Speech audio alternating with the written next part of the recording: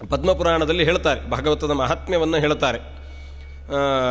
ಗೋಕರ್ಣನ ಉಪಾಖ್ಯಾನವನ್ನು ಹೇಳುವಾಗ ಗೋಕರ್ಣ ತನ್ನ ಅಣ್ಣನಾಗಿರ್ತಕ್ಕಂಥ ದುಂದುಕಾರಿಯ ಪ್ರೇತತ್ವ ಪರಿಹಾರಕ್ಕೋಸ್ಕರ ಭಾಗವತ ಸಪ್ತಾಹ ಮಾಡಿಸಿದ.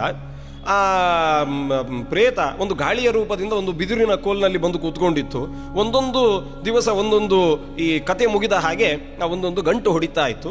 7 ದಿವಸಕ್ಕಾಗಬೇಕಾದ್ರೆ 7 ಗಂಟೆಗಳು ಒಡೆದು ಅವನು ಪುಷ್ಪಕ ವಿಮಾನದಲ್ಲಿ ಮೋಕ್ಷಕ್ಕೆ ಪಯಣ ಮಾಡಿದ ಅನ್ನುವಂತಹ ಒಂದು ಕಥೆಯನ್ನು ಕೇಳ್ತೀವಿ.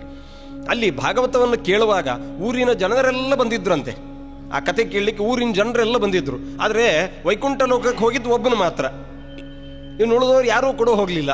ಯಾಕೆ ಅಂತ ಕೇಳುವಾಗ ಅಲ್ಲಿ ಉದಾಹರಿಸ್ತಾರೆ, ಎಲ್ಲರೂ ಕತೆ ಕೇಳಿದ್ರು, ಆದರೆ ನಿಜವಾಗಲೂ ಮನನ ಮಾಡಿ ಧ್ಯಾನ ಮಾಡಿದ್ಯಾರು ಗೊತ್ತಾ? ಅವನು ಮಾತ್ರ.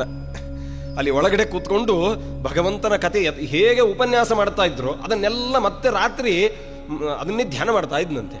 ಹಾಗಾದ್ರೆ ಉಳಿದವರಿಗೆಲ್ಲ ಮೋಕ್ಷ ಸಿಗ್ಲಿಲ್ವ ಅಂತ ಕೇಳಿದ್ರೆ ಅವರಿಗೂ ಸಿಕ್ತು.